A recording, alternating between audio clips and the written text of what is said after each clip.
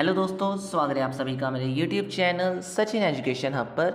तो दोस्तों, आज हम अपने सैलरी चैप्टर को कंटिन्यू करेंगे और अभी तक हमने इस चैप्टर के अंदर अलाउंसेस के टॉपिक के बारे में समझ लिया है। एज़ पर असेसमेंट ईयर 24-25 नई रिजीम ओल्ड रिजीम के अंदर अलाउंसेस में क्या क्या चेंजेस आए हैं वो सभी बातें हमने कर ली थी। उसके बाद मैंने पर्किसेट्स की 2 वीडियोस बनाकर आपको वो टॉपिक अच्छे से बताया। पर्किसेट्स की नॉलेज अच्छे से आपको मिल गई होगी। एंड देयर आफ्टर मैंने लास्ट वीडियो में रिटायरमेंट बेनिफिट के अंदर सबसे पहले ग्रेच्युटी के बारे में बताया, जिसमें हमने ग्रेच्युटी की कितनी एग्जेम्पशन आपको मिलती है सेक्शन 10 क्लोज 10 के अंदर, उसके बारे में समझा था।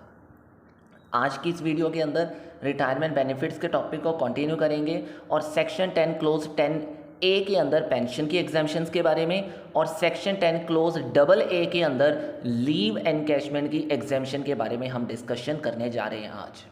ठीक है जी, तो अच्छे से समझिएगा इस टॉपिक को और प्रैक्टिकली करवाया जाएगा ताकि ये जो कंसेप्ट है आपको एक ही वीडियो के अंदर अच्छे से क्लियर हो जाए। तो लेट्स स्टार्ट विद पेंशन। चलिए, तो देखिए, सबसे पहले अगर हम पेंशन की बात करते हैं तो ये एक पीरियोडिकल कह लो पेमेंट होती है जो ज़्यादातर गवर्नमेंट एम्प्लॉयज़ को भी मिलती है और अदर एम्प्लॉयज़ को भी मिलती है। और क्यों मिलती है?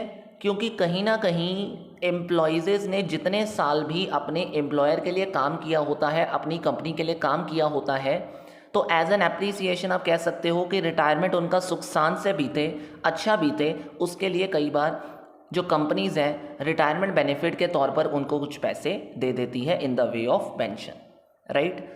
अब बात आती है कि ये जो पेंशन मिलती है तो वो उनके लिए as a time of retirement क्या, एक इनकम। तो अब इसी वजह से इनकम है तो सैलरी की इनकम में उसको ऐड भी कर दिया जाएगा।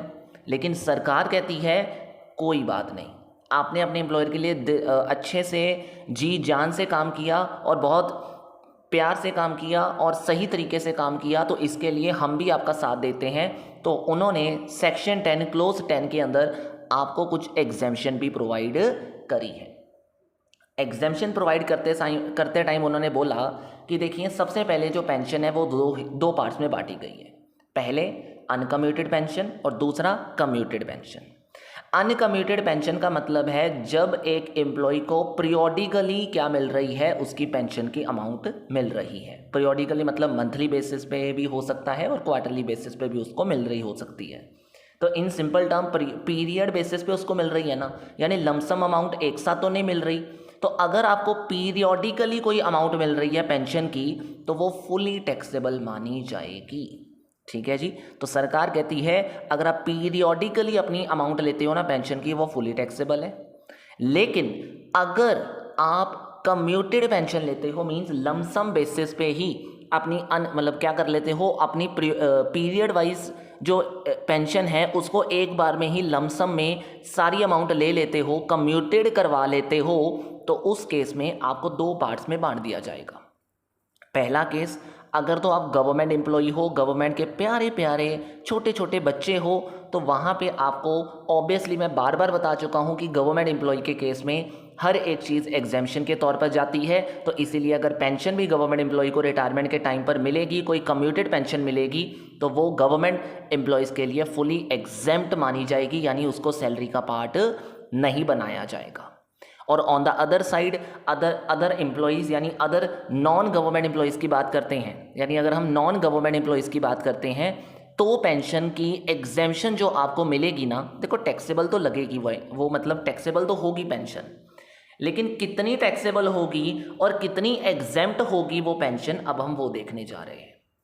तो अगर आप एक नॉन गवर्नमेंट एम्प्लॉय हो तो आपकी पेंशन को 2 हिस्सों में बांट दिया जाएगा। मेरे कहने का मतलब ये हुआ कि अगर आप एक नॉन गवर्नमेंट एम्प्लॉय हो ना, तो सरकार आपको जो एग्जेम्पशन देगी वो 2 कंडीशन बेसिस पे देगी। पहली, अगर आपको ग्रेच्युटी मिली है, और सेकंड, अगर आपको ग्रेच्युटी नहीं मिली है। तो अगर आप एक ऐसे नॉन गवर्नमेंट एम्प्लॉय हो जिसको ग्रेच्युटी मिली है, तो वहाँ पे जो एग्जेम्पशन की अमाउंट होगी वो टोटल पेंशन का 1/3 हिस्सा होगा। और अगर आपको ग्रेच्युटी नहीं मिली है as a non government employee, pension के साथ आपको ग्रेच्युटी नहीं दी गई है, तो आपको टोटल पेंशन का हाफ करना है। अब सर टोटल पेंशन क्या होता है? अब उसके बारे में मैंने नीचे लिख कर भी दे दिया कि टोटल पेंशन का मतलब, इस टोटल पेंशन का फॉर्मूला क्या है कि जितनी भी अमाउंट आपको कम्यूटेड में मिली होगी, मीन्स जितनी भी अमाउंट आपको लमसम रिसीव हुई होगी उसकी ना परसेंटेज आपको साथ में दे दी जाएगी कि कितनी परसेंटेज आपको एज अ लमसम अमाउंट दी गई है। तो आपने उसी परसेंटेज के साथ कम्यूटेड पेंशन की अमाउंट जो आपको मिली है उसको डिवाइड कर दीजिएगा, आपको टोटल पेंशन का आंसर मिल जाएगा। जल्दी से एक क्वेश्चन के जरिए, एक प्रैक्टिकल के जरिए समझ लेते हैं इस टॉपिक को। तो देखिए, mister Sagar retired on 1 October 23 is receiving 5000 age pension. देखो, एक पीरियोडिकल पेंशन मिल रही है मिस्टर सागर को 1 अक्टूबर रिटायर होने के बाद, यानी 1 अक्टूबर यानी अक्टूबर के मंथ में, नवंबर के मंथ में, दिसंबर, जनवरी, फरवरी, मार्च, अभी तक हमें यह लगता है कि अगली मार्च तक यानी साल के ख़त्म होने तक 6 महीने उसको क्या मिली होगी, पीरियोडिकल पेमेंट मिली होगी, अनकम्यूटेड पेंशन मिली होगी। लेकिन रुको, उसने क्या किया, 1 फरवरी 2024 को उसी पीरियोडिकल पेमेंट को 60% कम्यूटेड भी करवा लिया। अब मेरी बात ध्यान से सुन लो, 60% मतलब जितनी भी उसको टोटल पेंशन मिलने वाली थी ना, उसने कहा कि जितनी मुझे अनकम्यूटेड मिल चुकी है पीरियोडिकली वो तो ठीक है, अब मुझे रिमेनिंग अमाउंट का 60% क्या दे दीजिए, एज अ कम्यूटेड पेंशन दे दीजिए। तो उनको कितनी कम्यूटेड पेंशन मिली, 3 लाख रुपीज़। तो देखो, 1 फरवरी को उसकी पेंशन क्या हो गई, कम्यूटेड हो गई, और 1 अक्टूबर से लेकर 1 फरवरी के बीच में जितना भी टाइम पीरियड होगा उतनी उसको उतनी जो पेंशन मिली है वो अनकम्यूटेड पेंशन मानी जाएगी। नहीं समझ आया, आगे प्रैक्टिकल के साथ समझेगा, जल्दी समझ आएगा। ठीक है, तो अब आपको पूछा जाएगा कि कितनी पेंशन एग्जेम्प्ट की जाएगी, कितनी पेंशन टैक्सेबल की जाएगी। तो देखो, सबसे पहले तो मैं आपको क्या लिख के दे रहा हूँ, अनकम्यूटेड पेंशन। मेरी बात ध्यान से सुनिएगा, क्या करा मैंने। अब अनकम्यूटेड पेंशन लिया कैसे मैंने, ये ध्यान दो ज़रा, लिया कैसे मैंने। सबसे पहली बात, 5,000 रुपये पर महीना मिल रहा है ना, तो अक्टूबर का महीना, नवंबर का महीना, दिसंबर और जनवरी, 1 फरवरी तक 100% टोटल पेंशन आपको पीरियोडिकल बेसिस पे मिल रही थी। तो आपने 5,000 को 4 मंथ के साथ कर दिया, दैट्स ऑल। लेकिन जब आपको फरवरी और मार्च के महीने में जो 5,000 रुपये मिले हैं ना, वो 5,000 रुपये की तरह नहीं मिले, मतलब वो 5,000 मिले हैं लेकिन 40% के बेसिस पे। क्यों? क्योंकि 60% अमाउंट आपने लमसम में ले ली थी, जो रिमेनिंग 40% बचा था वो आपको मंथली बेसिस पे अनकम्यूटेड मिल रहा था। तो इसी वजह से अगले केस में जो अगले नेक्स्ट 2 मंथ थे, फरवरी और मार्च के, उसमें आपने 5,000 का 40% करना है, और जो 40% होगा उसको 2 मंथ के साथ कर आपका जो आंसर आएगा, इन दोनों को ऐड करके कम्यूटेड क्या बन जाएगा, अनकम्यूटेड पेंशन माना जाएगा। मतलब दोनों को कंबाइन करके क्या माना जाएगा, अनकम्यूटेड पेंशन की वैल्यू मानी जाएगी। अक्टूबर से फरवरी तक 100% अनकम्यूटेड था, इसीलिए 5,000 × 4 कर दिया, कोई परसेंटेज का लिंक नहीं था। लेकिन फरवरी और मार्च के बीच में उसने 60% कम्यूटेड एक साथ करवा लिया, तो 40% अनकम्यूटेड बच गया। तो इसी वजह से हमने 5,000 का 40% लेना है, फुल नहीं लेना। आई बात समझ में? और कितने मंथ के लिए, 2 मंथ के लिए। सारा एग्रीगेट बन गया 24,000, और हमने समझा था कि अनकम्यूटेड पेंशन के केस में हम फुली टैक्सेबल करने वाले हैं, तो इसी वजह से ये 24,000 प्रॉपरली हमारी फुली टैक्सेबल में चला जाएगा। ठीक है जी। अब कम्यूटेड पेंशन में आपको कुछ दी जाएगी एग्जेम्पशन। तो मिली कितनी वैल्यू, 3 लाख रुपीज़। एग्जेम्पशन कितनी मिलेगी, क्योंकि इस बंदे को ग्रेचुटी भी मिली है। हमने क्वेश्चन में देखा ना कि if received the gratuity at a time of retirement, तो अब रिटायरमेंट के टाइम पे ग्रेचुटी मिली है तो 1/3 कर दिया जाएगा टोटल पेंशन का। तो टोटल पेंशन का 1/3 आपने कर दिया, तो टोटल पेंशन कैसे निकाली गई होगी, टोटल पेंशन कैसे निकाली गई होगी, ध्यान दो जरा यहाँ पे। कम्यूटेड कितनी पेंशन रिसीव हुई थी, 3 लाख, और कितने परसेंटेज के साथ, 60% के साथ। तो मैंने टोटल पेंशन का ऊपर फॉर्मूला लिखा हुआ है, commuted pension receive divided by commutation percentage, 3 lakh divided by 60%, और जो भी आंसर आएगा उसका 1/3 यानी 1/3 कर दो, तो आपको जो आंसर मिलेगा वो आपने अपनी कम्यूटेड पेंशन में से रिसीव कर देना है, माइनस कर देना है, और जो रिमेनिंग बचेगा उतना पार्ट आपका टैक्सेबल हो जाएगा। तो कम्यूटेड पेंशन का कितना पार्ट टैक्सेबल हुआ, मतलब 1,33,333, एंड अनकम्यूटेड में से 24,000 आपका टैक्सेबल हो गया। दोनों का कंबाइन मिला के 1,57,333 रुपीज़ आपके फुली टैक्सेबल पेंशन माने जाएंगे। आई होप आपको ये चीज़ अच्छे से क्लियर हो गई होगी कि पेंशन कैसे कैलकुलेट कर रहे हैं हम, ठीक है, कितनी टैक्सेबल हो गई और कितनी एग्जेम्प्टेड हो गई, और अनकम्यूटेड और कम्यूटेड कैसे कैलकुलेट करते हैं और क्या मानते हैं, ठीक है जी।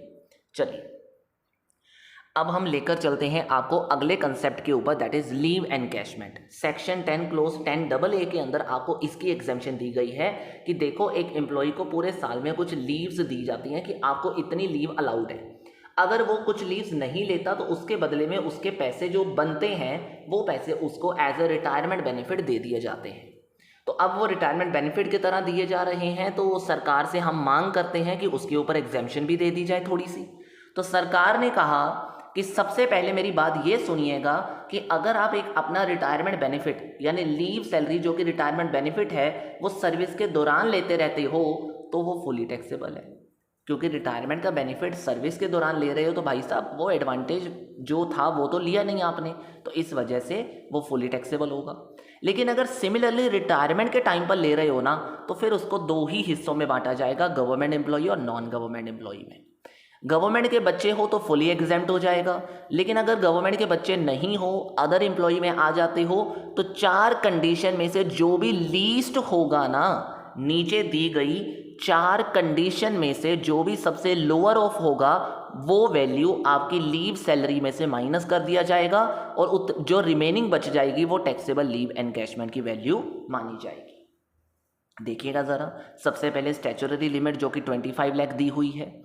सेकेंड नंबर पे बोला गया जितनी भी लीव सैलरी मिलेगी या तो उतनी ही एग्जेम्प्ट कर दी जाएगी अगर वो लोअर हुआ तो। और थर्ड नंबर, ध्यान देना ज़रा, थर्ड नंबर बोला गया है कि 10 मंथ की सैलरी लेनी है, multiply based on the salary of 10 month average of last 10 month.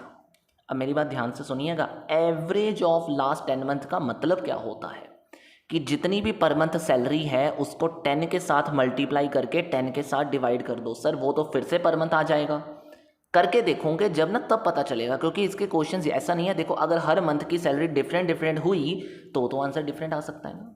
मैं इन सिंपल टर्म जब आएगा क्वेश्चन या क्वेश्चंस करेंगे तब आपको बताऊंगा। फिलहाल के लिए आप इतना समझिएगा कि पर मंथ की सैलरी को 10 के साथ मल्टीप्लाई करके 10 के साथ डिवाइड करने का मतलब होता है एवरेज लेना है 10 मंथ का, करना पड़ेगा, इनकम टैक्स का रूल है।